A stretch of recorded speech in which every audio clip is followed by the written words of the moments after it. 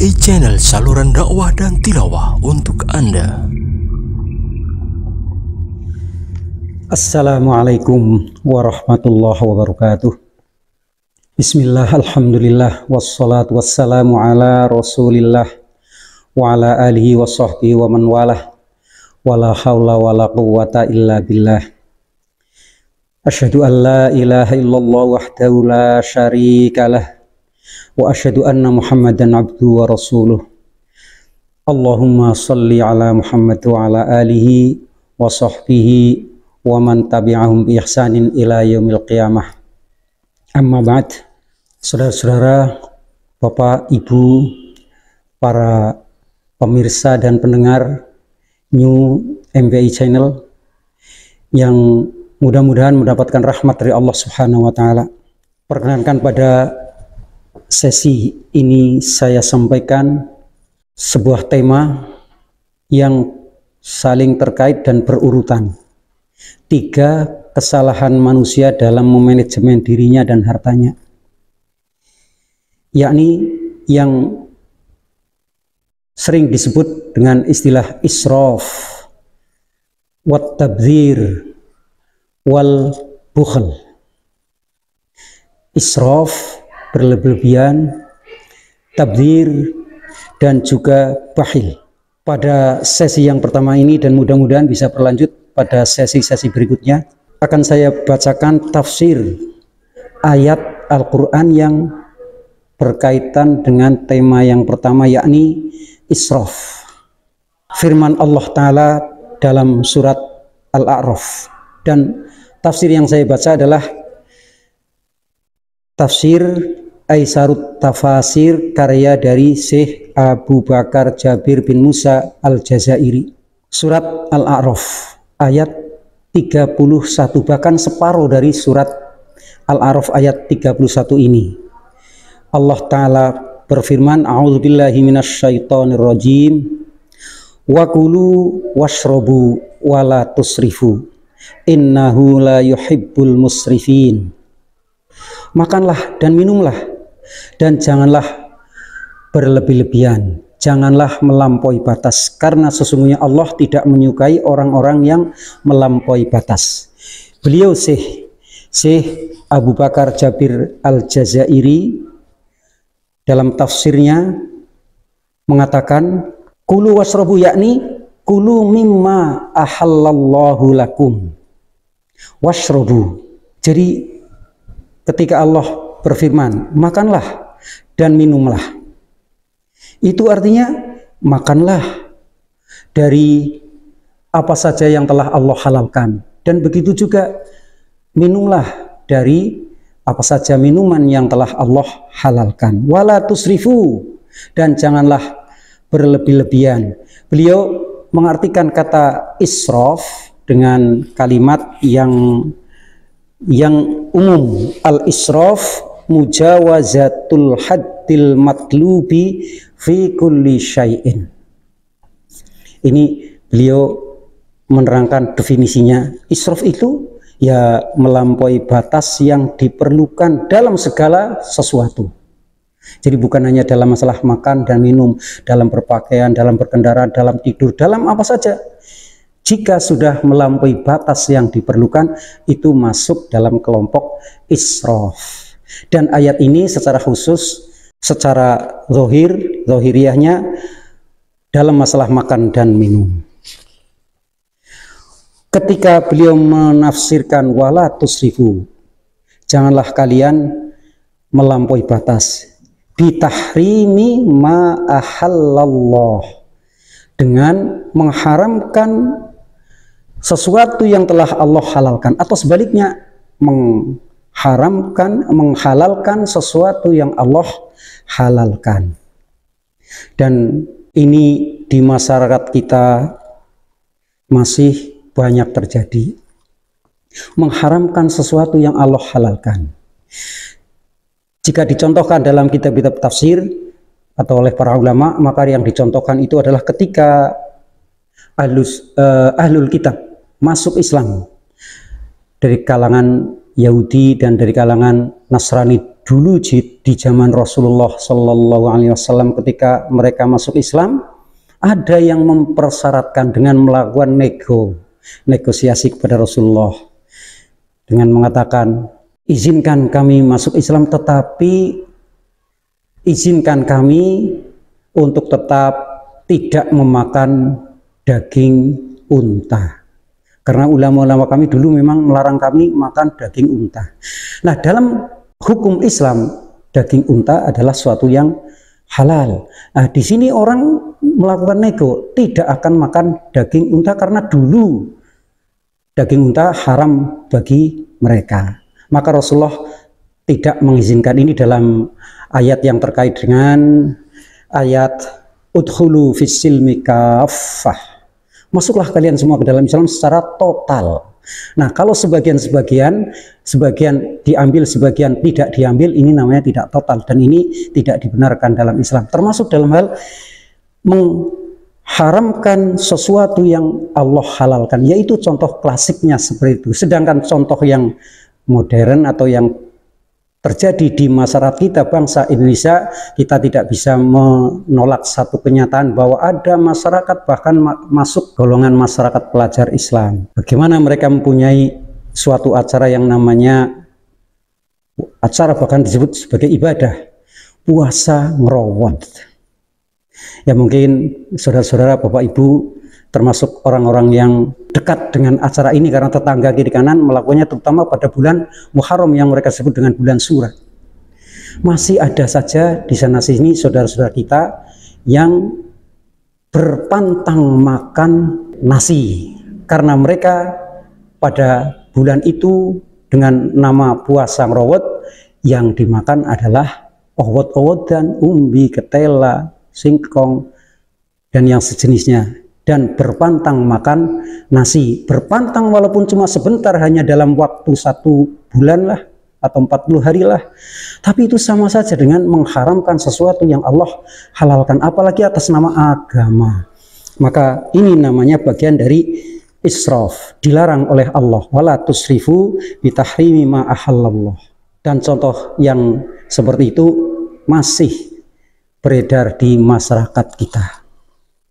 Atau yang termasuk wala tusrifu, janganlah kalian melakukan israf, yaitu dengan membuat aturan-aturan yang tidak dibuat oleh Allah, membuat syariat yang tidak disyariatkan oleh Allah. Ini masuk wilayah israf, melampaui batas.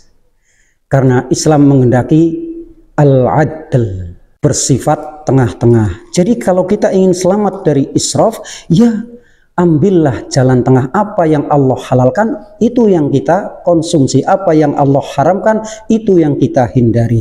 Ini makna wala tusrifu. Janganlah kalian melampaui batas, terutama dalam masalah makanan dan minuman.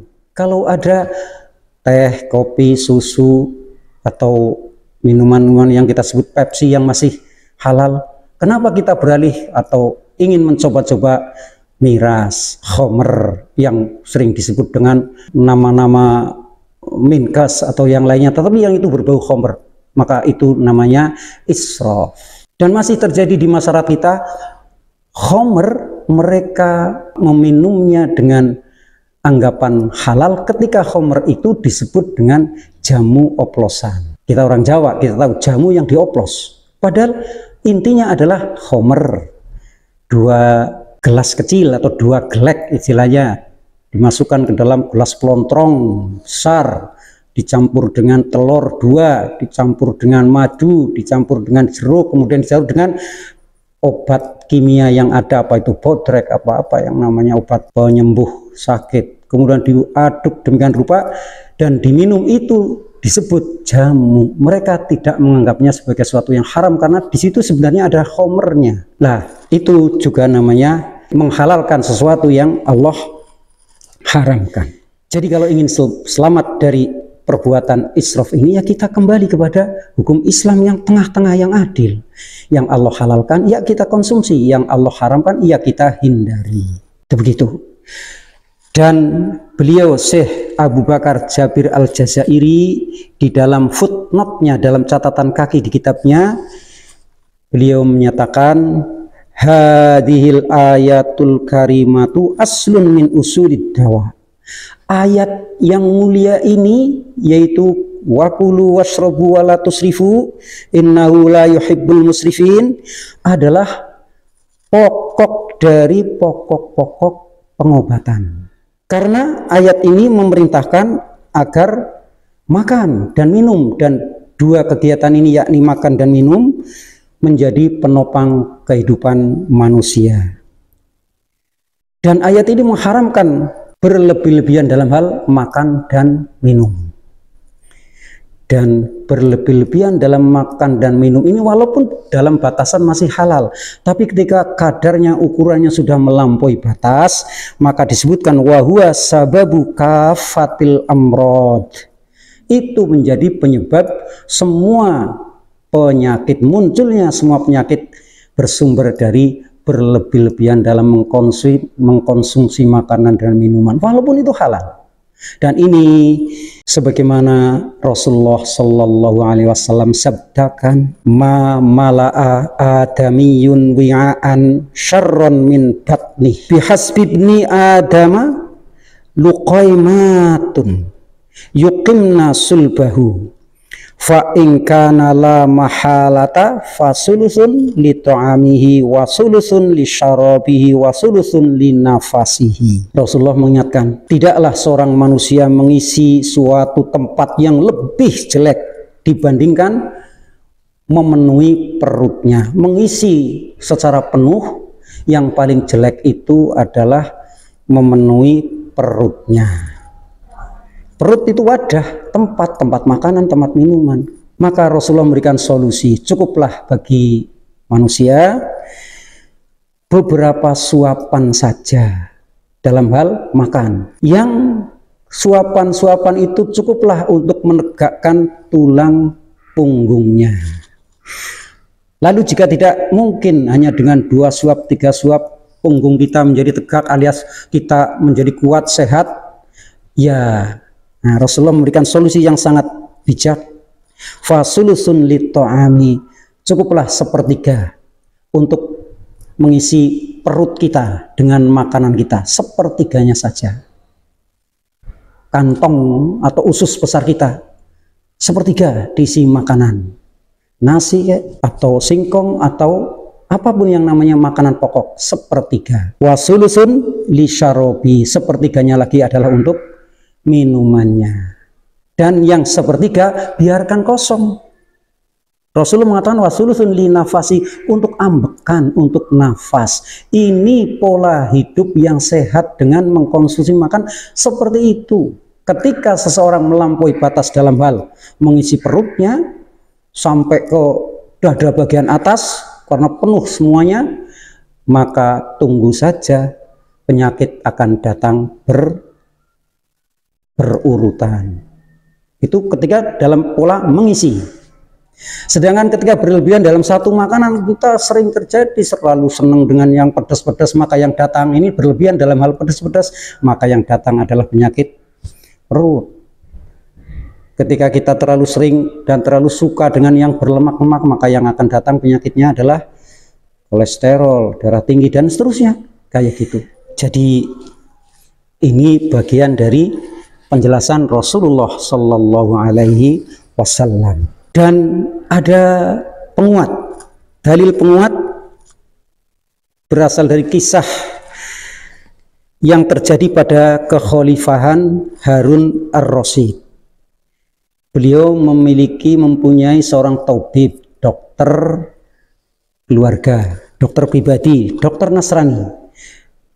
Dan di sana juga ada ulama yang mendampingi Khalifah Harun ar-Rasyid, yang disebutkan oleh sebagian ulama namanya adalah Ali bin Husain. Ali bin Husain. Dokter Nasrani ini bertanya kepada Ali bin Husain, berdialog, dalam kitab kalian tidak terdapat ilmu ketabiban, ilmu kesehatan, sedikit pun nggak ada, kata dokter Nasrani. Tapi ulama ini, Ali bin Husain, menjawab, oh, masalah ilmu kesehatan dalam kitab kami cukup disebutkan dalam setengah ayat. Kemudian beliau membaca wakulu wasrobu wala tusrifu innahu la yuhibbul musrifin. Makanlah dan minumlah, tetapi jangan melampaui batas, karena sesungguhnya Allah tidak menyukai orang-orang yang melampaui batas. Jadi yang namanya melampaui batas bisa bersifat secara agama, yaitu melanggar batasan-batasan kehalalan, tapi juga bisa berarti melampaui batas ini adalah kadar dan ukurannya melampaui batas, maka akan terjadi penyakit-penyakit. Jadi sebenarnya lah dalam Islam sudah disediakan solusinya bagaimana menjaga kesehatan kita, kesehatan secara ruhani maupun kesehatan secara jasmani. Orang yang melampaui batas dengan mengkonsumsi yang haram-haram, kita sudah mengenal hadis tentang bagaimana seseorang yang secara persyaratan doanya pasti dikabulkan. Dia seorang musafir dengan bajunya kumal, rambutnya kusut, dia menadahkan tangannya untuk berdoa kepada Allah. Tapi disebutkan tetapi makanannya, minumannya, pakaian yang dipakai, segala sesuatu yang dikonsumsinya haram, fa anna yustajabu lahu, maka bagaimana mungkin diijabahi doanya. Ini secara ruhaniyah. Bahayanya orang yang melampaui batas. Sedangkan secara jasmaniah, yaitu tadi kesehatan kita sebenarnya amat sangat tergantung dari ayat ini. Allah sudah memberikan petunjuknya. Kulu washrobu wala tusrifu. Mudah-mudahan apa yang saya sampaikan ini bisa bermanfaat, dan jika di suatu saat nanti ada sesi lanjutnya, maka akan saya sampaikan tentang tabdzir, kesalahan yang juga tidak sedikit dilakukan oleh kita umat Islam. Mudah-mudahan bermanfaat. Aqulu qouli hadza. Assalamualaikum warahmatullahi wabarakatuh. New MWI Channel, saluran dakwah dan tilawah untuk Anda.